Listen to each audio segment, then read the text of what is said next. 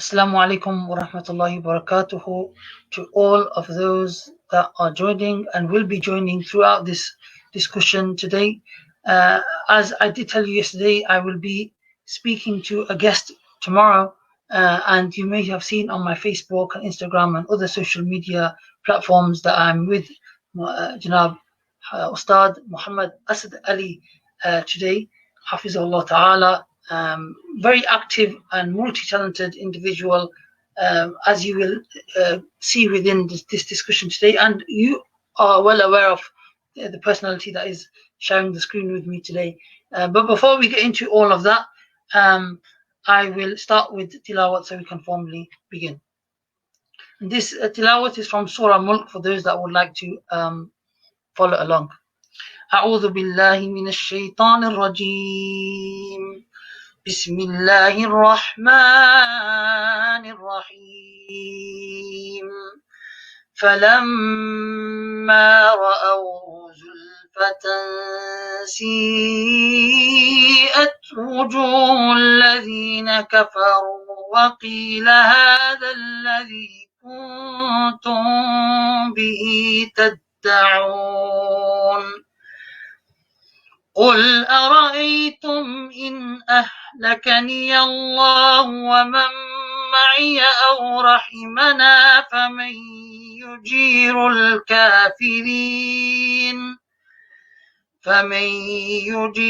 الكافرين من عذاب أليم قل هو الرحمن آمنا به وعليه توكلنا فستعلمون من هو في ضلال مبين قل أرأيتم إن أصبح ماؤكم غورا فمن يأتيكم بماء معين صدق الله العظيم. So that was concluding verses from Surah Al-Mulk, and Alhamdulillah, here with Ustad Asad today. As I said, a very talented individual, active on social media. You're all aware of his work, and if you are not aware of his work, then you can see on the scroller below. You can follow Ustad Asad Ali's on Instagram and Twitter, and on Facebook. His Facebook page is Mohammed Asad Ali.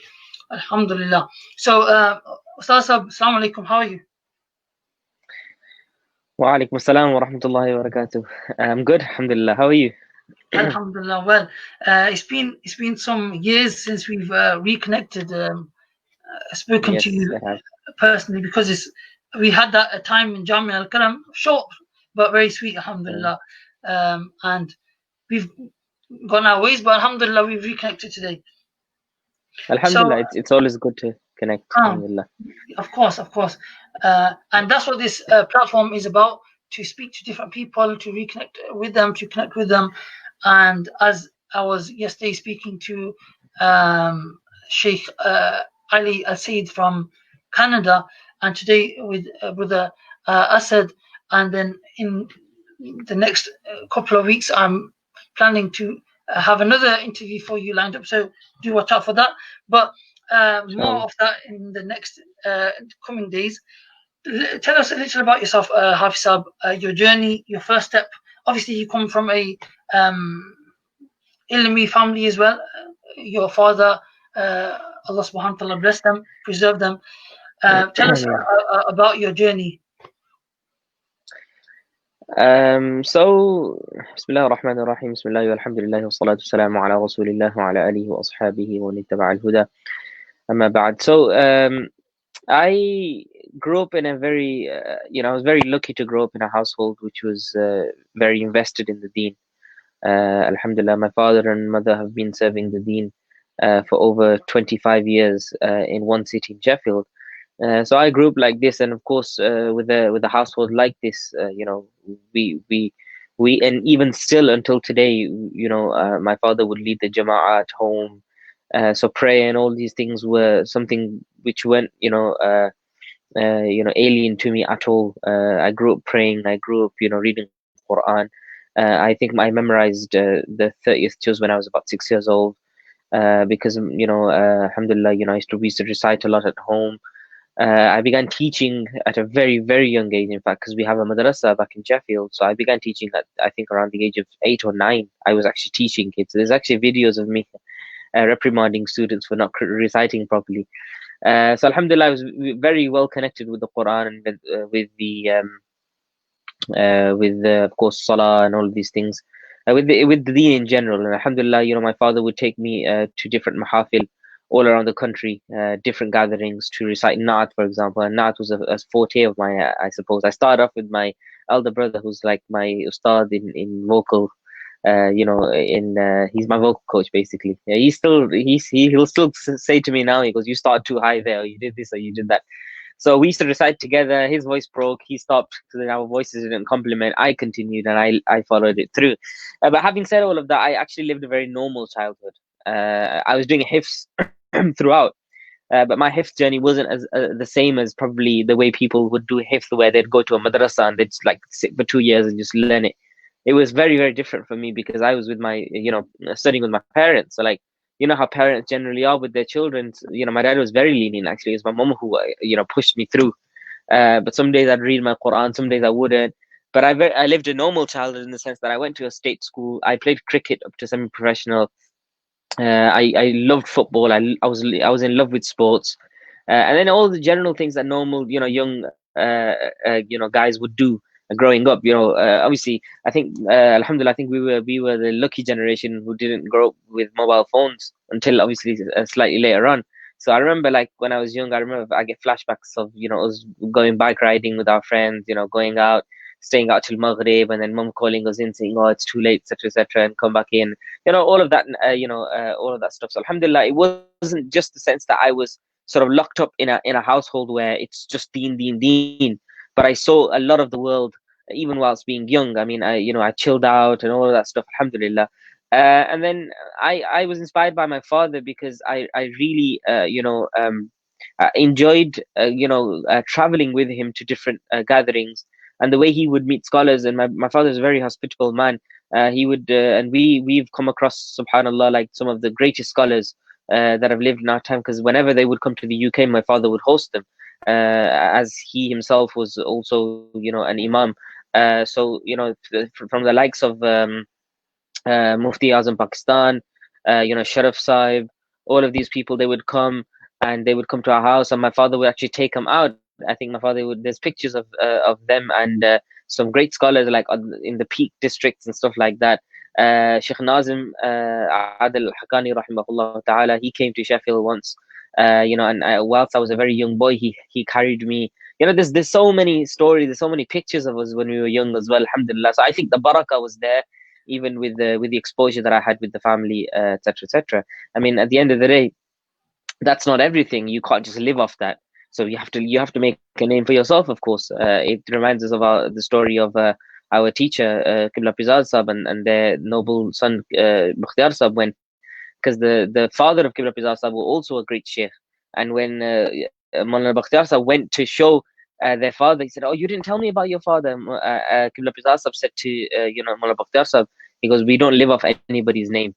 Okay, they're a great man, but you have to make a name for yourself, and that's absolutely important." So having done all of that, I actually wanted to go and pursue the deen. We went to Syria, uh, obviously prior all of the the mess. May Allah subhanahu wa ta'ala protect our brothers and sisters in Syria. We went there, I think, in 2003 or 2005. I loved the place. I was very young, but I loved it. And I always had this thing in my head that I want to go to Syria. I want to go study in Syria. I want to go to Damascus and I want to study. But of course, by the time I got to the age where it came to studying, obviously I couldn't go because of what began to sort of transpire. So therefore, um, I said to my dad, "Look, I want to study." I got, alhamdulillah, I got very good GCSEs. and I got very good A levels. I got decent A levels actually. I was very complacent with my studying in A levels, but I got good A levels such that I could have gone to any university, any reputable university. Uh, anyway, so when my father said you've got a choice of Jamiat al Karam, Suftul Islam, Hijaz College, he goes, you got a choice of all of these four. He goes, I've got links with everybody. Which one do you want to go to? And I said Jamiat al Karam because it was closer to home. And of course, we would go every year to the Urs in Jamiatul Karam. So I thought, yeah, Jamiatul Karam is a nice place. We used to play football there on the field, the Urs time. I don't know if you probably remember or not.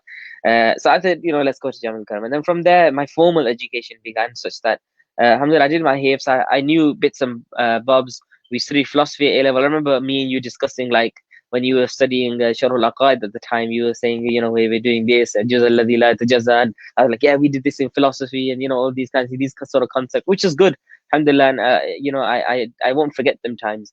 But I had a good grounding of secular education as well. So going to Jamiat al-Karam literally just amplified everything, because obviously you now begin to formally study. You study the Deen. Initially, I wanted to just do 3 years and then go abroad. But after 3 years, I decided to do two more. And after the third year, I got a Jum'ah in one of the biggest masajid in London, which was in Ilford. Alhamdulillah, they came to our teacher, they took permission, and I used to go and do Jum'ahs. They actually offered me a job after my third year, and a very good job. But I refused because after taking advice from my teachers and my parents, they said, no, we want you to study fully. And it's very, very, and I think that's one of the pivotal points of my life where I could have just turned around and just studied a limited amount of years and then just gone and done what I needed to do. But it was very, very important for me to come back. And then I continued doing Jum'ahs up until my fifth year. And then in my fifth year, our whole class, subhanallah, a very, very strong class, all of the brothers, very good scholars, mashallah. We were a strong class, and then our teachers decided that, we're going to keep you for a sixth year, because we were all planning on just going shooting off. Because I don't think anybody, by the time you did 5 years, that thirst was still there. We wanted to go and study more, because the Dars Nizami system itself is not, and this is a big misconception that we have. Dars Nizami system is not to make you a scholar. It doesn't make you a scholar. It just gives you the tools, right? It gives you the tools to sort of access the books, etc., etc. So I think almost everybody, all of us, had this thirst to go on, and we were all going to go maybe for a year or 2 years out abroad. And Egypt was the big thing at the time. But the teachers decided we're going to do a specialization course for your takhasus in fiqh. So they called us back. So in my sixth year, I stopped all Jum'ahs and everything. In that sixth year, I sort of focused on my studies. Not the best student, I have to attest, because I'm a very extroverted sort of guy. I don't have a very good attention span, but alhamdulillah, just the suhbah itself of staying there for 6 years and studying, and of course I did study, and I did study, well enough, alhamdulillah. But it's just a step up. And thereafter, subhanallah, so we received our sanad, which I have a lot of pride over. I think it's very, very important that we have this certification that links us back to the Prophet sallallahu alaihi wasallam. And Shakil Rapizas have decided to give us that sanad, and alhamdulillah, it was a huge honor. Thereafter, I went to during this time I received my ijazat in Quran as well, in Rawai al-Hafs. And then later on, then we went to Egypt. We topped that sixth year off for a month and a bit in Egypt.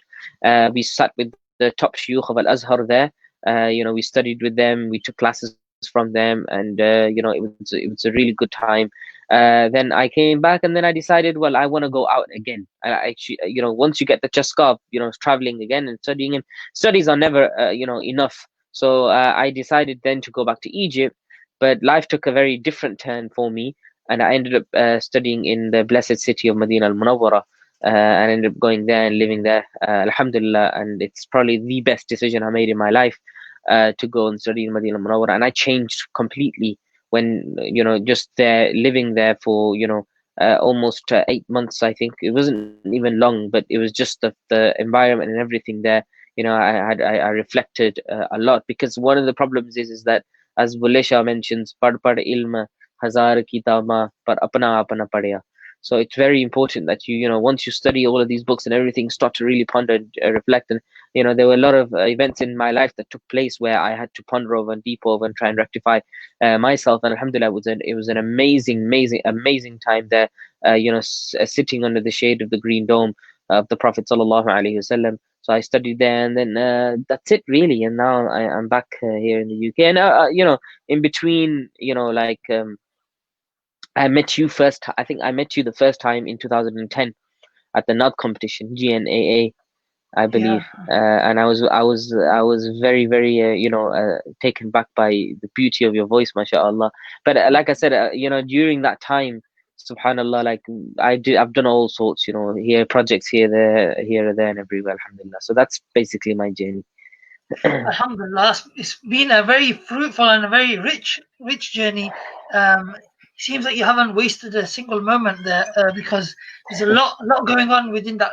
And the brother's very young, Alhamdulillah. So where you see all of that journey, there's still much more to go for this brother, and he has a lot of potential, even in the years when we were studying in Jamia al-Karam. Those that witnessed it, uh, if it was academia, he says that he wasn't a good student, but I can tell you he was a very good student. Um, and then there's the his voice, Alhamdulillah, Hafiz of Quran. So there were many facets to this individual, and like I said, we haven't really uncovered everything yet. With the social media, people are seeing a lot with Brother Asad and Ustad Asad, the work that he's putting out, content he's putting out, but there is a lot more potential with this brother, inshallah. So everyone should get behind this guy and really see what is yet to come, inshallah. Sure. But I would like to ask you, just based on what you said here, about growing up with having Islam and having the kind of ulum at home, having training at home. You know, a lot of people grow up, they go to a madrasa, masjid, and when they come home, they don't have that lifestyle at home. So it's literally Islam is kept within the madrasa alone. When they come home, there's no salah, there's no reinforcing, there's no kind of but you get that constantly reinforced at home. How would you compare? Would you say that it's better? Like you said, when were doing the hifs, there's a leniency because they're your parents as well at the same time. So, how if you were to compare the two, what would you say is better? Oh, absolutely. I think it's almost I'd say it's wajib. If you're looking at it in Shari'i terms, it's mandatory for a household to uphold that system, that dini system within them, especially if they're going to send their children out to madaris. Because what ends up happening is you end up forming a mentality, or the child ends up forming a mentality that the deen is for one particular thing. Mm. It's just for between 4:30 to 6 o'clock, and that's my deen.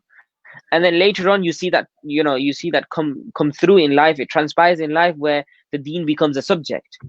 Oh, I'm a Muslim because when I go to the masjid, but I'm not a Muslim in regards to my way of life. Now your home is your way of life when you're growing up as a child.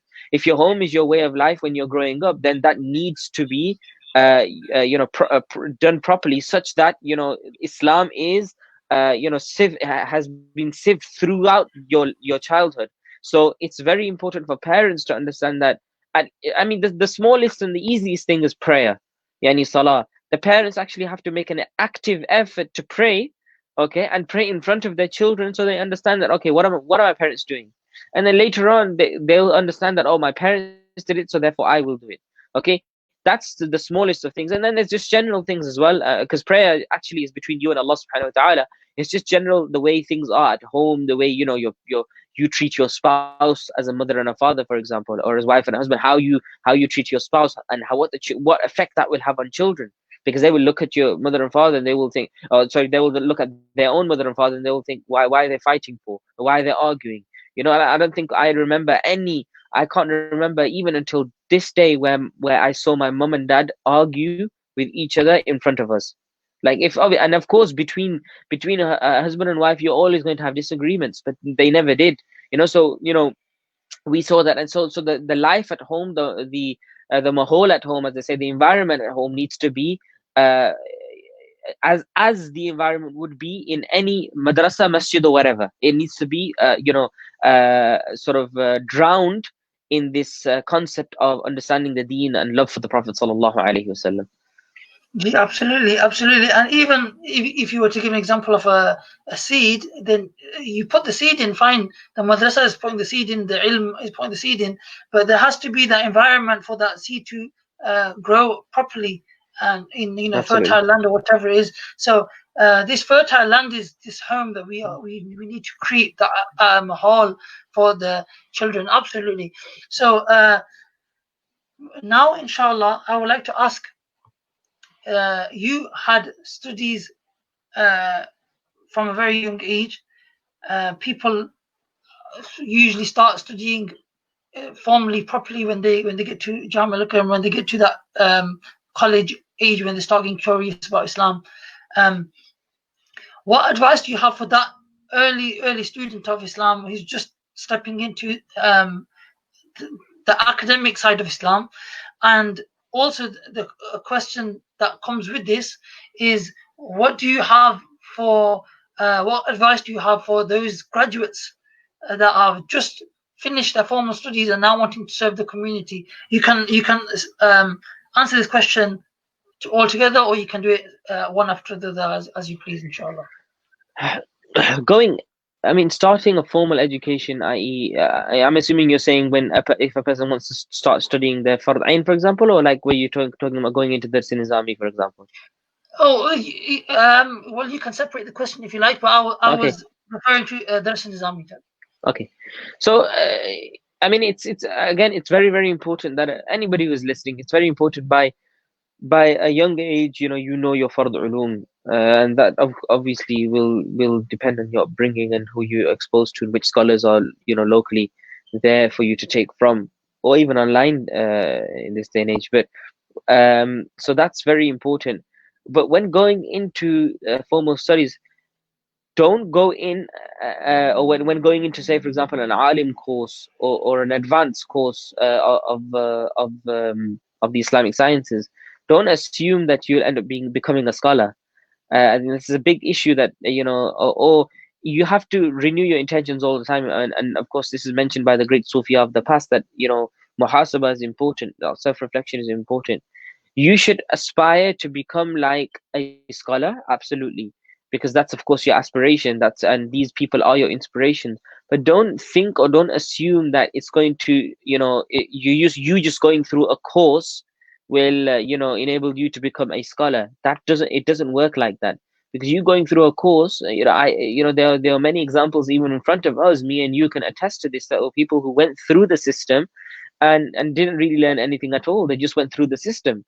So it's very important that you don't have this mindset or this mentality that, oh, I'm going to I'm studying now so that I can go and preach to people and become a sheikh or something like that.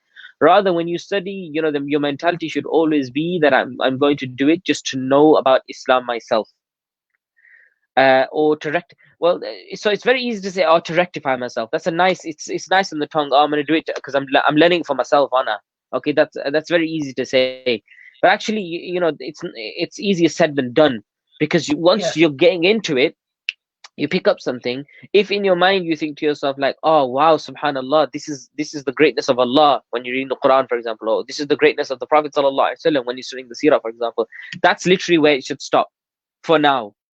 Okay, and don't think about, oh, this is grateful, this is beautiful, I can't wait to go and tell the community so they say to me, oh, you're a very knowledgeable person. Do you understand? So that reflection, that constant renewal of intention needs to be there.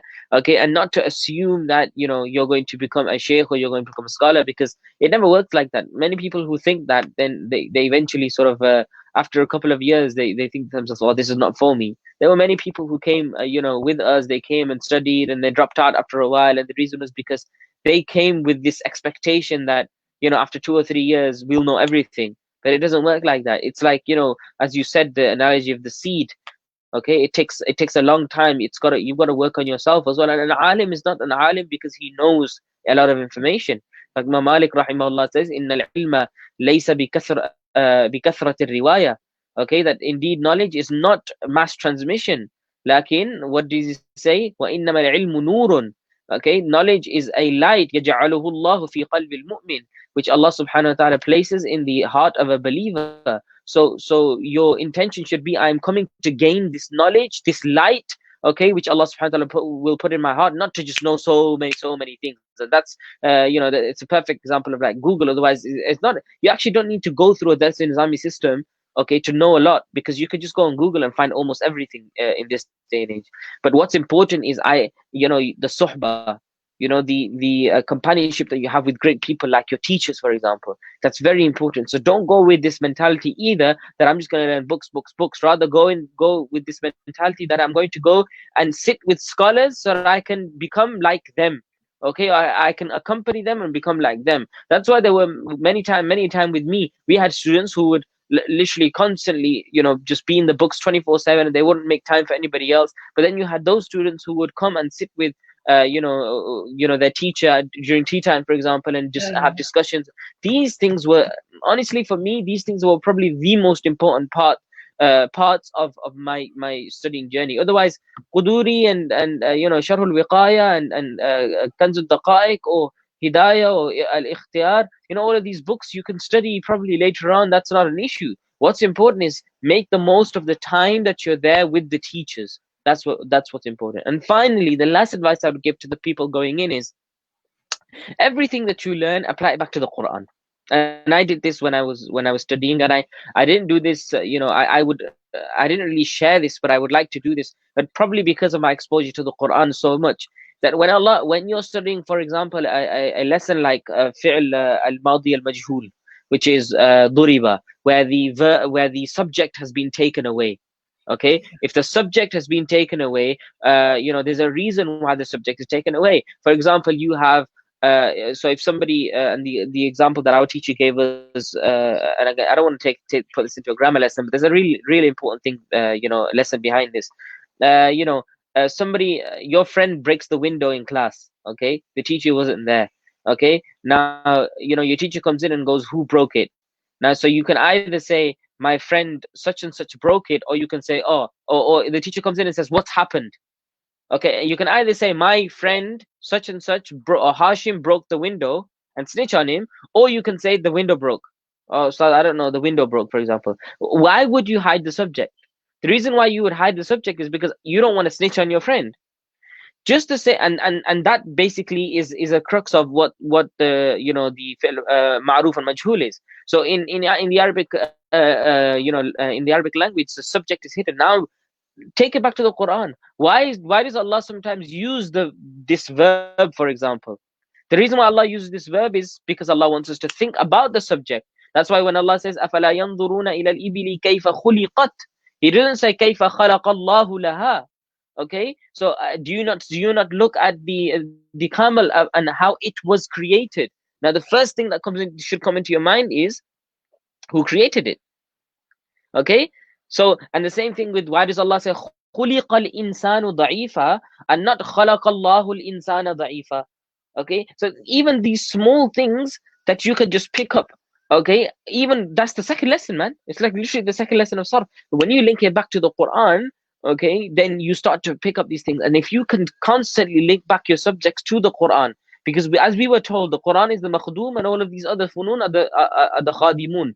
Okay, so the Quran is the thing that needs to be served by all of these subjects, mantiq, balagha, nahu, sarf, all of these things. Okay, so all of these things. So always link it back to the Quran and increase your recitation of the Quran whilst being a student. That's so important. Whether you're a hafiz or you're not, at least half just a day. You should wake up in the morning and be reciting at Fajr time, half a juz a day, something like that. You need to increase your recitation as a student. So that's my advice regarding those people who want to go into formal education and become a student of knowledge. The attachment to the Quran is very important. Your intention is important, and rectifying or renewing your intention is extremely important.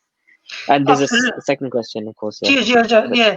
Nene, you answered the very first part of the question, but you answered it very beautifully. And where you said that I don't want to make it a grammar lesson, you taught grammar, but in such a beautiful way and such a thought-provoking way.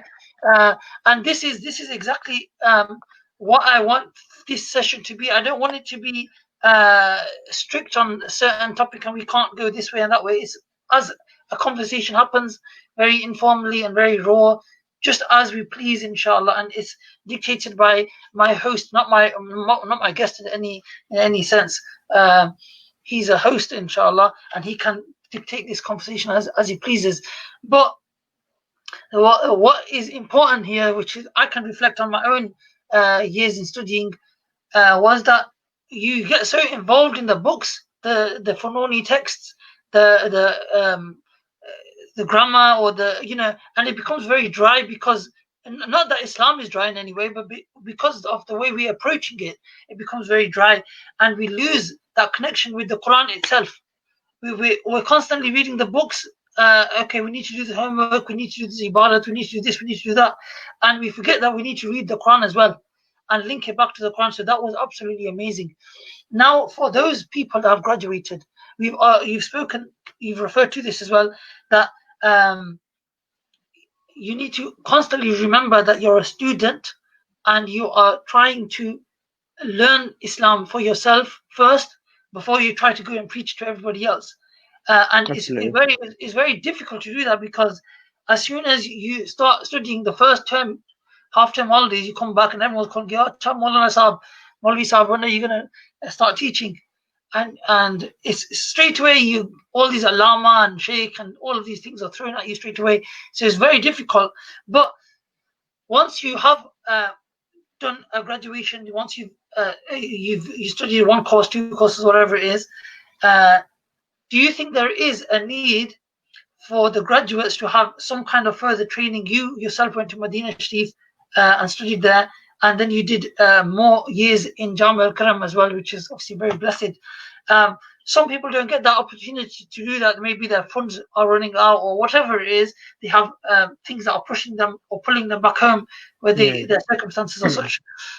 So once you're a graduate and you're out on the field, do you think there needs to be this further training? This links into a lot of different themes, but I want to take it around in this direction, that you study mantiq, falsafa, sarf, balagh, all of these ilm al-kalam, these kind of deep technical subjects. Now you come into the field and the community want you to do a khatam, want you to do a zikr, want you to be able to do a speech, want you to make appeals, fundraise. And if you can't do these things, they think, he doesn't know anything. Yeah.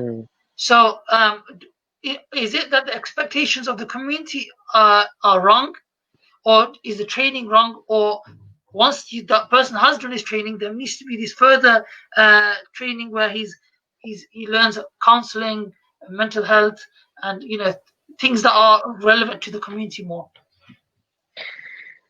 A lot of good questions there. So my advice would be and I think this links back to the first question that you initially asked, or the second part of the first question. For a person who graduates, okay. For me, I think it's very, very important for a person to be himself, and that's extremely important. Like literally, people who talk to me in person can attest to the fact that when I speak, and the way I'm speaking now is the way I normally speak anyway. And what happens is that graduates end up having this impression that, oh, now we have to become like something that we're not in order to appease the masses. That's the biggest problem that we have. As far as people calling you alama and sheikh and whatever it is, then there's two ways you can look at it. Number one, you know what you are yourself. Now you can go around telling people, look, don't call me that, don't call me, don't. How much more are you going to say? There's a principle we studied it in Munazar Shidi actually, and it's in Balagha as well. It's known as ma ya'ulu ilay, bi'itibari ma ya'ulu ilay, and it's used in the Quran as well, where Allah subhanahu wa ta'ala talks about the adopted son of the Prophet sallallahu alaihi wasallam. Ma kana Muhammadun aba ahadin min rijalikum. That none of you do not call yourselves these sons of the Prophet sallallahu alaihi wasallam in mafhuman.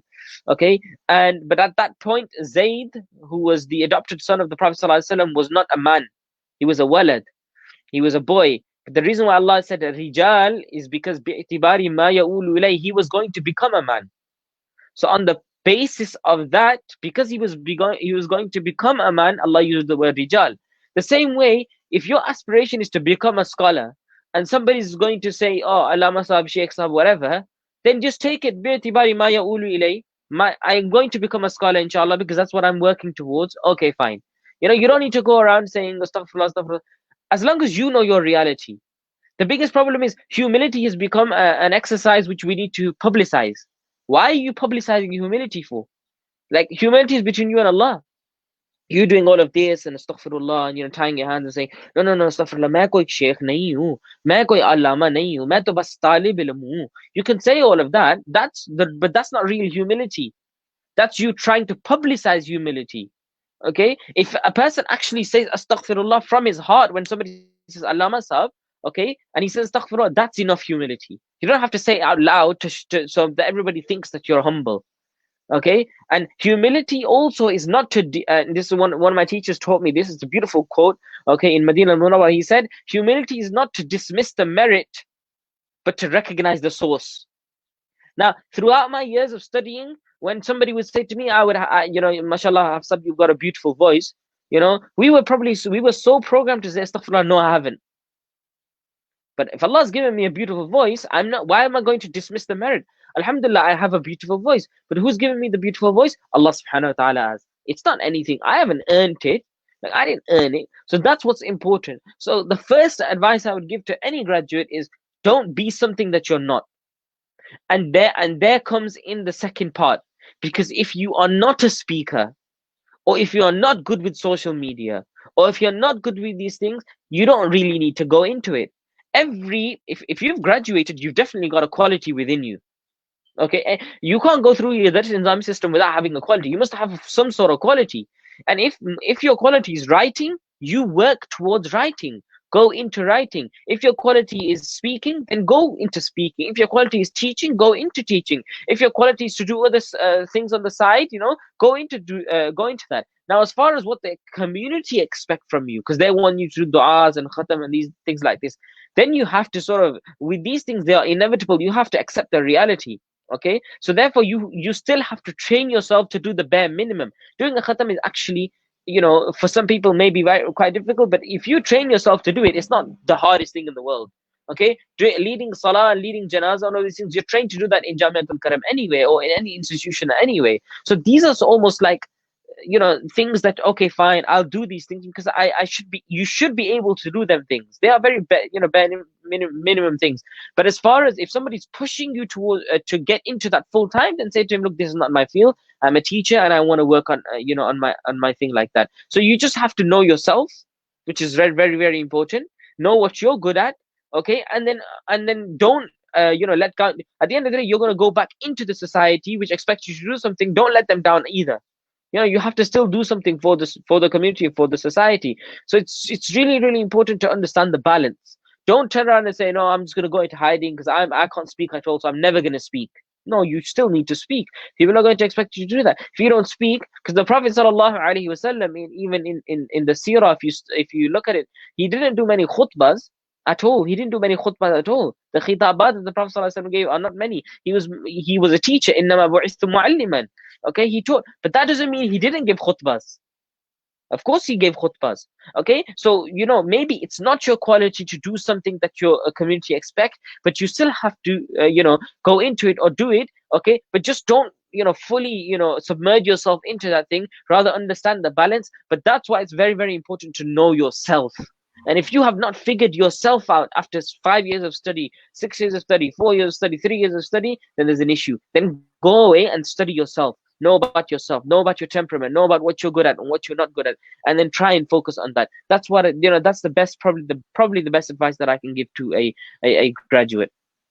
Absolutely, and that's a very interesting take on it because, like you said, there is that sort of programming subconsciously somewhere that when somebody says something about you, or mashallah, you have a lot of nur on your face. You're, oh, astaghfirullah, astaghfirullah, straight away you start playing like a role, like you have to do something really like dramatic.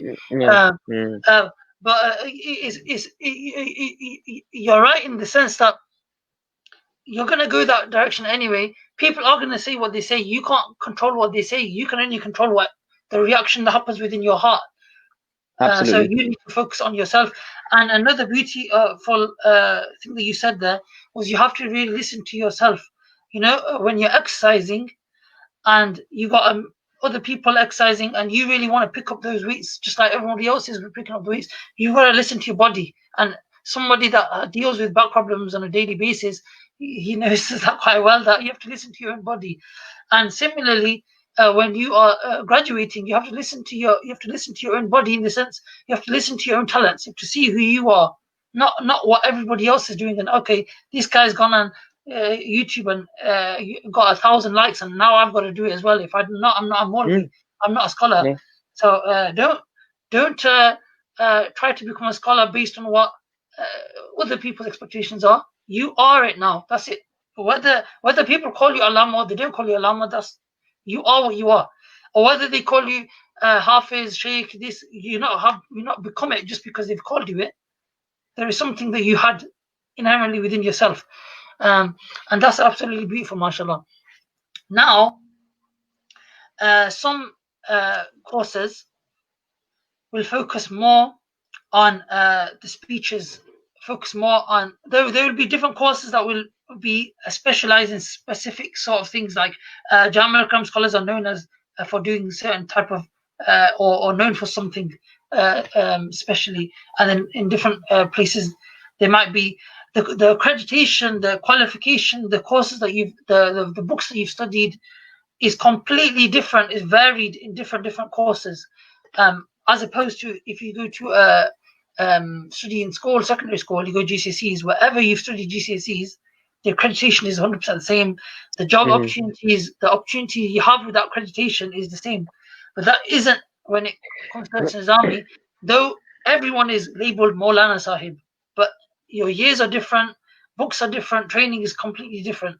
Does there need to be a nationalization, a unification of the syllabus and the curriculum so that people are graduating on the same level?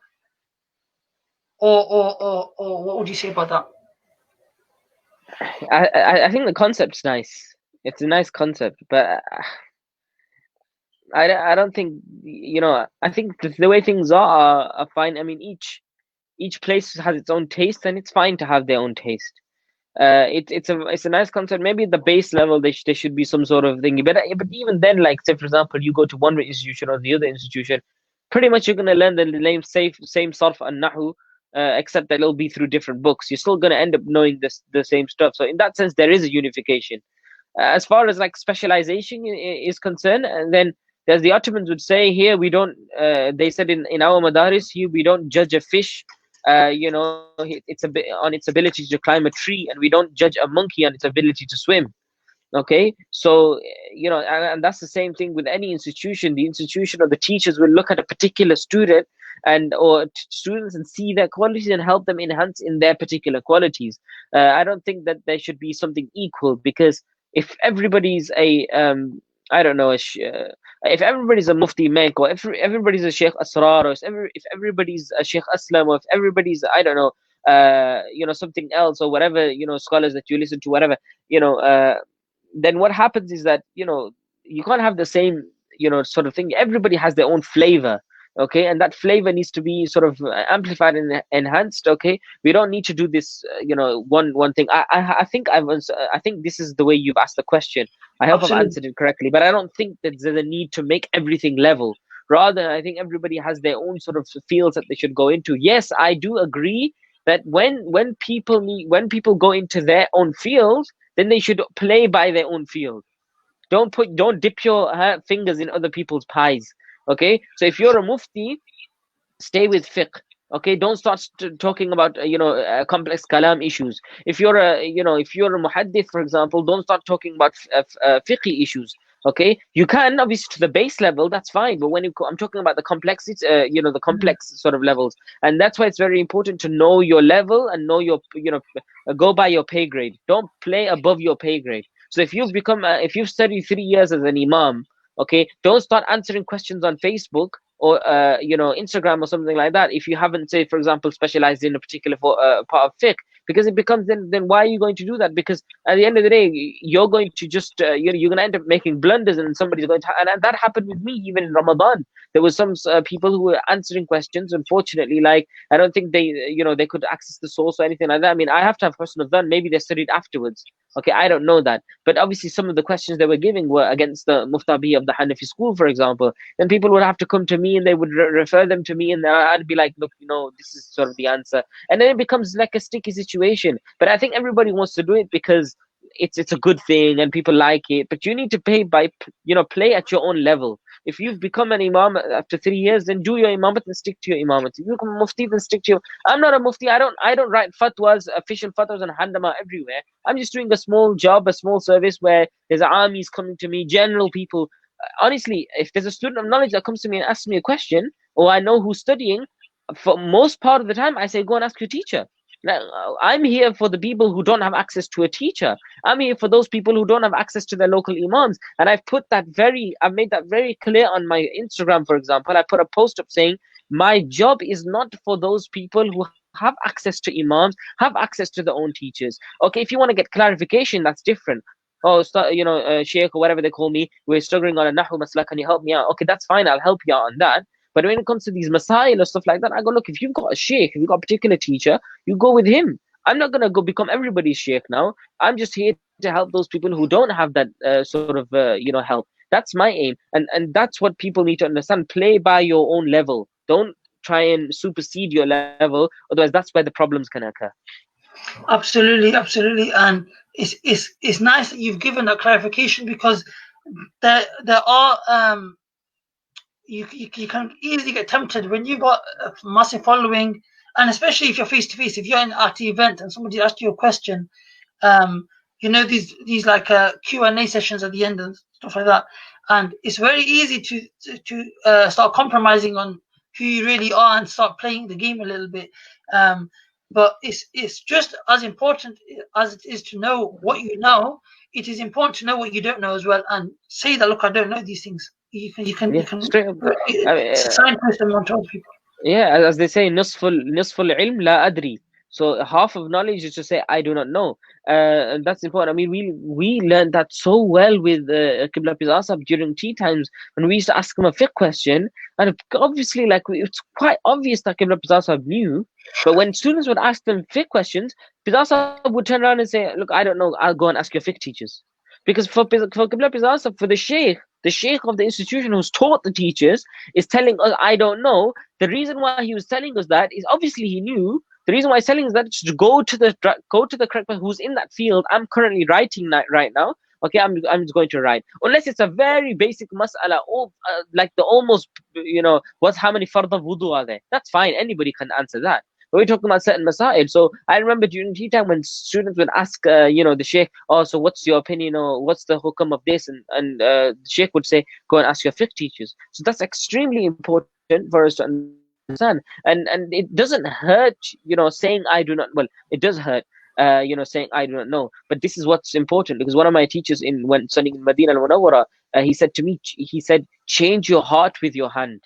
And I said, what do you mean? He says, when a question comes to you and you actually don't know, say you don't know. Even though it's very much possible that you can leave that person unseen, you could go search the, mas'ala, check the books, okay, come back and give him the answer. That's not that can be done as well. But my teacher said, no, what you should do is actually say you don't know, so it hurts your nafs a bit. Like literally, and he goes Very to good. punish your nafs a bit by doing that. So I've actually started to do that. So anybody who asks me a question, if I don't know it, I'll actually say, I have to write it. And it does hurt. It will hurt your nafs. When somebody asks you a question and you're supposed to be an alim or a scholar and you don't know, it hurts your nafs. But say it. Say it. Change your heart with your hand like that. Say, okay, I don't know. I don't know. I don't know. And then go back and say, okay, but I'll check for you. That's enough. So immediately the person doesn't think, oh, this person knows everything because he's come back with every single answer. Rather, that person starts to think, okay, oh, chalo, he's human as well. Because the biggest problem is when sheikhs start to act like superhuman. You ain't superhuman, bro. Like, you're just a normal guy at the end of the day. You've just got some knowledge and Allah Ta'ala has blessed you with knowledge. But at the end of the day, you're going to go into the grave, your own grave, and he's going to go into the own grave. On Hajj, you don't see shuyukh with the, a pink ihram on or a purple ihram on. They've all got white ihrams on. In that sense, we're all normal people. So if you don't know, you don't know. Khalas, that's it. And you need to start, manifesting that even if you're a sheikh. Absolutely. And I think that is when you say I don't know, that's the biggest uh you know combat to when people are calling you words and you're not really happy with them calling you those titles and stuff, rather than saying I'm not a Maulana, I'm not a Maulana, because they're going to carry on calling you Hmm. Maulana anyway. If you really genuinely want them to understand that I'm a human being, I'm not a superhero, as Asad was saying, um, just say I don't know in times when you don't know. Don't Yeah. conceal your knowledge. Don't conceal it either at the same time. If you do know something and you can help, then generally help them. But really, you have to do that. That's beautiful advice, there, mashallah. And I like that the quote that you said: "Change your heart with your hand." Beautiful, mashallah. Um, so where these courses are, the time has come towards an hour, and I usually end around an hour, but there's so much of the discussion to go. Maybe we can think about doing another discussion, but Inshallah. but you know where courses are trying to become more mainstream with a university. So, for example, if a university has 3 years and then you graduate, um, do does Nizami also need to be mainstream? Does it also need to be 3 years cut down, and or is it a different tradition? Should it be longer? And at the same time, where once you've graduated from a BA, you've got the BA. It's a recognized qualification. It's accreditation. Once district Nizami is just Dars Nizami, and there's nothing more to show with it. So, do you think that they need to also have that accreditation so that they can get the perks of like Yeah. a normal degree as well? Yes, I think it's important. I think that Madaris need to sort of try and get affiliated with certain government bodies, and try and get their courses accredited. Maybe as a as Islamic sciences, Islamic studies. But the thing is, with the proper alim course, that's Islamic course, you actually cover almost all of you. You have tariq in there, you have philosophy in there, you have psychology in there almost as well. You have maths in there, especially when you go to the higher books. You have to sort of study like Nibsi and these things like that. The books of philosophy, you have to figure out certain things with maths as well. You have a lot of sciences in there. So I think the Dars Islamic curriculum itself, or the Alim course curriculum itself, once done completely, you become a much more well-rounded person, a well-rounded scholar than any person who has studied a particular just standard BA. Of course, then specialization is completely different, right? So I think but the first 3 years in these kind of things, they definitely need to be accredited. I fully concur with that. I think it needs to be done somehow. Yeah, exactly. I believe that there should be this accreditation as well, and I think that can actually push more people to study. Where they Yeah. see that I've got to take out these years and then I'm gonna have to go back into university and get a BA degree, or I'm gonna have to go into college and get these do my whole education again for secular sciences. It's a big put off for people that are very shaky on very shaky ground, whether they should do it or not. So yes, definitely, I believe that there is some hikmah to that. Just as we come to a conclusion, there were a lot of important questions that I had. A lot of people have asked some questions, but I'm going to have to cut it short because then the conversation would be here for another hour, I believe.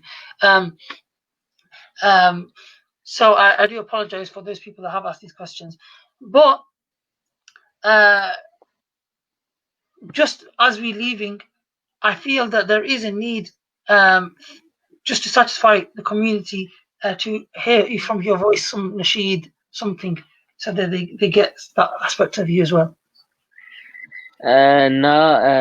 يعني English, Arabic, Urdu, Punjabi. I mean, what's It's up to you. I have a mixed audience, so because a lot of different people have come on, and then the people have also subscribed to this. So I do have people that listen to Arabic, Urdu, English. So as you please, inshallah. inshallah, maybe few verses of Qasida Burda, I guess. Yeah, Inshallah. yeah, that's بسم الله it الرحمن covers الرحيم. all صل grounds. على محمد.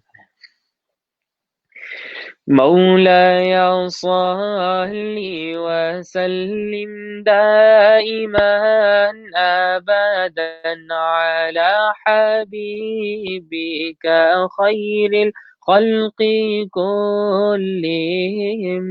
مولاي صل وسلم دائما أبدا على حبيبك خير الخلق كلهم. Oh Allah, send peace and blessings upon your beloved, the best and perfect creation that you have created. Alhamdulillahi munshil خلق من عدم. ثم الصلاة على المختار في القدم. مولاي صل وسلم دائما أبدا على حبيبك خير الخلق كلهم. Look at the heavens and the earth, the shining sun and the moon. When Allah made all of them, He made them all just for you.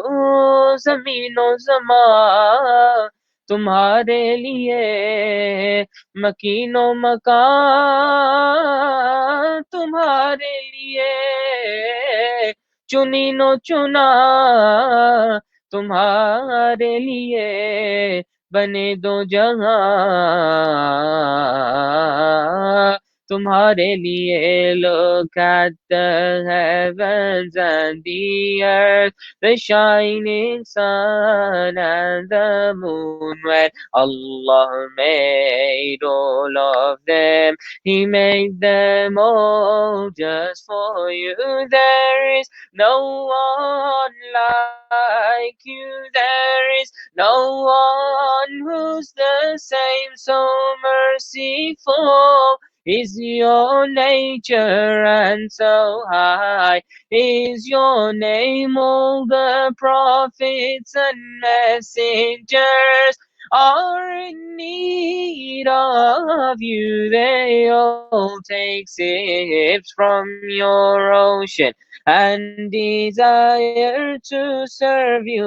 وكلهم من رسول الله ملتمس غرفا من البحر أو رشفا من الديام. مولاي صل وسلم دائما أبدا على حبيبك خير الخلق كلهم. يا ربي بالمصطفى بلغ مقاصدنا واغفر لنا ما مضى يا واسع الكرم. اللهم صل وسلم وزد وبارك عليه وعلى آله. Sallallahu alayhi, sallallahu alayhi. So that's absolutely beautiful, and I asked that you can read in any language, and you've brought all the languages together, alhamdulillah. And this is the what I was referring to at the start. This is the talent within this individual, where you might see him uh, teaching and putting ilmi content out there, working on the ilmi level, but then there is this other complete side to him that is a complete, well-rounded and he's not a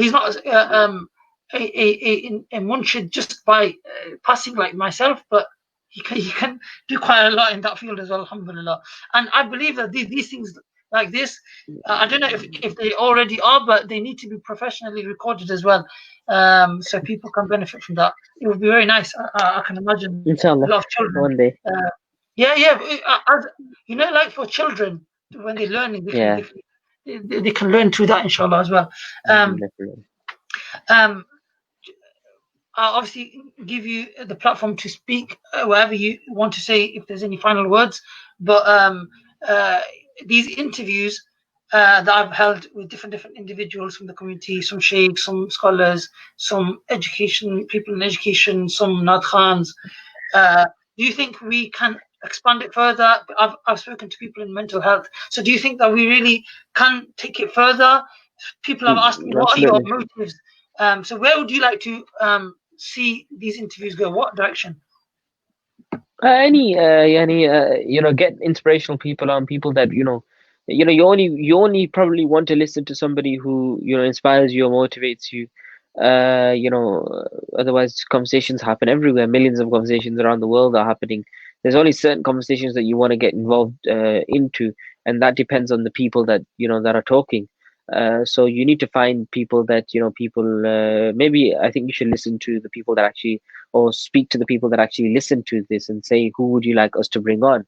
And then try and connect with them, inshallah. I think that's better than rather than me suggesting, get this person on or get that person on.